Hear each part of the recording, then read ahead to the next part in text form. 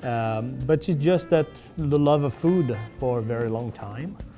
And, I'd love to have organized party when I'd organized my first New Year's Eve party. I was 15 years old, for example, with a party of 12. It was a 5-course dinner, so it was a big pleasure to organize something like this. And that's where I realized that food for me was an important attraction to get people together. And that's really what I enjoy, is at a table, when you have food in front of you, when you have a little bit of wine, it's definitely, life becomes simpler.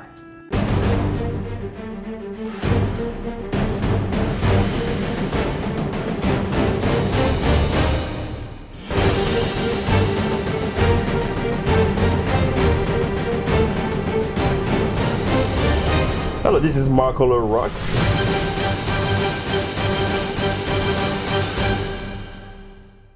Welcome to Marco Lerock TV. I'm Marco Lerock, your host for Inside the Great Mind, where we interview entrepreneurs, leaders, game changer for the purpose to inspire and inform you. Today on episode 71, we have the pleasure to have Cedric Fichepain. How are you, sir? Good, and you? Good to have you. Well, thank you for having me. Yeah, it's a pleasure. So tell us who's Cedric Fichepain. Well, I'm a French citizen to start with. Okay. Came to the United States in 1997. Okay. And opened the Voltaire Restaurant in 2001. And it's going to be almost 20 years. Time flies, huh? Time flies, very fast. And I opened a French bakery that I have right next to Voltaire, called the Petit Paris French Bakery, and we just had our 7th anniversary. So yes, everything. It's been busy, and in between, many different behavior. Some of them not working. That's what you're called an entrepreneur. Right? Yeah. So tell me your story. So you moved to Omaha, and there was sparks of fire to start the restaurant, bring the French cuisine here in Omaha. Correct. Yeah. We moved with, my wife is from Fremont, Nebraska, and we married. We lived in France for 2 years before to move back to Omaha. So you were in Omaha first as a student? I was a student, exactly. And then you took her back to France. That's correct, yes. Just came back. Okay. That's right, yeah. So we moved in France for 2 years. We had our first child over there, Devon. Okay. Was born in 1987 in France. Moved back here in Omaha, and I knew I wanted to be opening something. So okay. My best bet was to open. I always love food, so I was like, why not a French restaurant? We had different ideas before. We were thinking about maybe a tart shop or something like this, where you do pies, a lot of different pies, but it evolved to become what has been Le Voltaire now. So we decided to open in the west part of Omaha. 2001, there was absolutely nothing here. It was really pretty much the end of the town. I imagine. And I took a calculated risk and saying, okay, the city is growing west, so we may as well try to go that way. A lot of people are not going to want to go all the way downtown to get some fine dining food. So you do your homework? So I did a lot of homework, entrepreneurs should do their homework, is location. And knowing that Dutch Street was definitely a main artery of Omaha, I knew I wanted to be there, and just decided on this location. And as I say, it was more than almost 20 years ago. So it's been good for me. That's good. So you're pretty known, so as a reference for French cuisine in town. How do you manage to create that brand awareness? I'm lucky enough that there's not that many French restaurants in town. So already there, you have your mark. After that, it's really depending on what you do and what you're looking for. Personally, good food, good customer service, and repeat business is really the basic of any businesses. And that's what we try to do. That's why I still have staff who's been with me since day one. And my chef has been with me for more than 10 years, and half of my staff have been there more than 10 years at least. So there is definitely this really important phase of when you create a business that you have to create. It's a team effort. You can do it on your own. I mean, you can be a good computer programmer if you are behind your computer on your own, but when you own a business where you service someone, it's a team. There's nothing better. You have to have a brain behind, that's fine, but without a team, it's impossible. Yeah. It's kind of funny that one time I was in Chicago. I was at the airport at O'Hare, and we were talking to a stranger, and he's from Chicago, but he mentioned Voltaire, that he has been here before, and I was like, wow, you know, I'm in Chicago, they know him. No, but it's definitely, we've been having a very good success after 20 years. You know, people who don't know me, they're not really looking for Cedric or Le Voltaire, but we've been very successful with companies, and you know, when Berkshire Hathaway comes in town, we are booked every year with the same people who are coming from all over the world, country. yeah. And especially the world and the U.S. So where's the passion for cooking comes from? I mean, where do you develop that? You know, it's, I think you have to have it in you, and it might be a stereotype, but it came from my grandmothers. Okay. So my two great-grandmothers were absolutely fantastic cook, very different cooking. One was married to an Italian, which was my mother's side, so actually I grew up on Italian food at home more than French food. And my dad's side, my grandmother from that dad's side was typically a French food. So I had both of the best, I think, world cuisine, really the French and the Italian. But it's just that the love of food for a very long time. And, you know, I'd love to have organized party when I'd organized my first New Year's Eve party. I was 15 years old, for example, with a party of 12, where at 15 in France, we had a little something to drink as well, but it was a 5-course dinner. So it was a big pleasure to organize something like this. And that's where I realized that food for me was an important attraction to get people together. And that's really what I enjoy, is at a table, when you have food in front of you, when you have a little bit of wine, it's definitely, life becomes simpler. And I wish that this camaraderie of the food was coming today in politics, you know, put all our leaders together in front of a good table and a good food and good bottle of wine, I think will solve a lot of more problems in the world. Yeah. So food always been a big attraction since I was a kid. Yeah. So I want to touch on the subject. So here, like in American culture, you know, everything's like, you know, fast-paced. You know, people eat like fast, you know, like this, you know, fast food. But then like you get to the French culture, like, you know, to have sitting down, eat, you know, small portion, all those. What is your take on that? You know, there's we call it that in France, the joie de vivre. Joie de vivre, tout à fait. The joie de vivre is, I always said there should be the best of both worlds, of the US and the France, will be a country where you have the French joie de vivre, where you enjoy your time, and the American work ethic. So if you're going to have a country, we have both of them like that, mixed together. That'll be the best country in the world. Here, yes, you could be open 24 hours a day, 7 days a week for sure, because that's the mentality. In France, it's a little bit different. We do enjoy our lunch, well, less and less today, evidently, but you know, dinners and lunches in family and friends are still very important. Beside the COVID stuff, it's in our DNA. It's ingrained in our family tradition, and that's why I've been trying to do with my family. You know, my wife is American, and so our kids are both nationalities, but there's things that I really want to try to make sure that they are doing the French way. One way is to have dinner every night together. Together, yeah. This is the most important thing for me.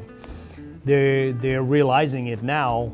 You know, when they were teenagers, they were running around and they don't care. I mean, it's like, no, this is the most important. Yeah. And I think that will take them, they will remember that later on when they're going to have their own family. Because, yes, you can live at 200 miles an hour in this country. And I think people are missing a lot of opportunity because they're going too fast. They don't appreciate the moment. So why did you decide to open Le Petit Paris? You know, I know you were busy with Voltaire, but where did you add more to it? My biggest frustration is I couldn't find a good piece of baguette somewhere. So I'm like, you know what? What's the best way is to do it yourself. Once again, is as an entrepreneur, you're like, you know, if you don't find it, make it yourself. And that's what happened. So I did my homework again, and I hired a baker from France, who was Jan, was a very good young man who helped me open the bakery. And he gave me his input and the recipe. We worked on everything, and that was 7 years ago. And so today we're still offering real traditional French boulangerie, pâtisserie product, which baguette and pastries and everything is made in the house. Everything, and except the macarons. And I have to agree that, you know, I'm addicted. So I was getting trouble. My wife is like, "You going there again?" It's like, no. Okay. So Cedric, you also teaches, you know, people how to cook, you know, through a community college. So what are the courses that you teach there, and what do you value that people should maybe, like, you know, become a chef sometimes too? You know, I've been teaching. I've been a part-time adjunct at Metro for many years now, many years. With the COVID, it's a little bit more different now. But I was in charge pretty much of Foundation 1. It's the #1 class, where young people arrive at the class and they pretty much don't know what they want to do. I say young people, but you had a lot of middle-aged people as well who were trying to get a second start of some sort. And so they were pretty much teaching them how to hold a knife and explain them how to, what the pots and pans are. You That's know, interesting. It is very interesting because it's a lot of them, you know, cooking at home for them was a passion, but to bring it to a professional environment is something very different. You know, make a living out of cooking the same thing every day, then just pleasing your friends and family is another thing. So my motto was, by the middle of the middle term, I will be able to tell you if you made or not for this job. And my boss was telling me, Cedric, you can't do that. We're losing their money. It's like, but you know what? It's better for them to know if they're made for this work or not, because they're going to be losing their time on learning a trade that they're not made for it. And every class is out of 16, there was 2 or 3, I was telling them, you know what? You still have time to change your mind today. You're not done for that. Go do something else. So if I'm somebody out there that doesn't cook and I want to start, where do I begin? Where do I begin? You know, there's plenty of, the thing is you need to have it in you. You need to want to be able to peel some potatoes and carrots. If you're willing to pass this stage of saying, I'm gonna have to peel a potato and cut a carrot, well, you're on the good line, definitely. And there are plenty of video as well today on YouTube and everywhere that you can learn how to cook or to bake or anything like this. You know, now is a great time if people have a little bit more time at home. It's definitely a great time to learn something. You know, product is not. You can access anything at the grocery store. Obviously, things are costing more than others, but you know, you don't need to buy 5,000 different things. You can buy a potato, an onion, and a carrot and a zucchini, and you can make a very good soup out of this. And it's going to cost you what? $3, and that's going to give you some good. It's plus healthy And everything. So it's really, you have to have. I will really push people to try it. It's just, you know what? Let's do it. Just do it. It's even if you have one little fire, you can start to do things on your own and feed yourself better, and it will cost you a lot less money at the end. I mean, it's all across the board. Yeah. If you have a power to make one positive change in the world right now, what would that be? Oh boy. I think everything is on education. For me, the biggest power that people can have is a good education, or an education of some sort that people are thinking more, analyzing more, are being more critical of anything, but learning. Education is everything. Education, everything. I always take this analogy of, I don't know if I should say that on your program, but I'm comparing the budget of the military budget and the educational budget. And not too long ago, it was $600 billion for the military budget, and it was only $60 billion for the education. I say, you know what? Why not scale down 10% of the military budget, okay, to the education. You reduce by 10% only the military and you double your education. Think how much this will go. Just do that. Try it. Just try it. And to double your education, I'm telling you, to make smart people is the best weapon that you can do. The best weapon a country can have, you have smart people. So a little bit more political here. That's a different story. Yeah, that's a whole different story. Yeah. If you were to be an animal, what kind of animal would you be and why? Yeah. I don't know. It's a good question. Animal, I think I'd be a hunter dog. I like hunting. So, hunting. So a hunter dog where you're always outside and getting the, just chasing things around. Yeah, looking for opportunity, right? Opportunity, and just after a good day of hunting, you rest by the fire. In today's world, we're thinking so much. We're getting so tired about really nonstop thinking and nonstop about everything. That's if I had to be a dog to not think too much, might not be a bad thing. Yeah. What would be your advice tip to my audience? I'm talking more about entrepreneurship because that's what I am, really. It's been more than 20 years I've been in the entrepreneur and creating things, and I'm still have new things in the pipeline. Yeah. If you have a dream, just go for it. Ideas do cost money, so be careful, but if you have ideas, try to pursue them in any area of things. It's try to make connection with people that might be able to help you in what you want to achieve. Networking is definitely a great power that you can get. And if you're an entrepreneur, go for it. And there's always opportunities out there. If you want to create a new restaurant, okay, well, now might not be the good time, but there's other opportunity and things like this.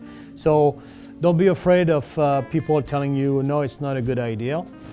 Don't listen to them. If all of them say it, okay, maybe, but what I'm saying is there's opportunity everywhere. There's a lot of companies today who has so much success that a lot of people will have not bet on it at all. So it doesn't mean that what you have is a bad idea. You may have to tweak it in a certain way to make it work, but as an entrepreneur, if you have an idea, go for it. Go for it. It's a choice in life. Do you want to be independent or do you want to work for someone? Some people are going to work for another company all their life and they'll be very happy and very successful.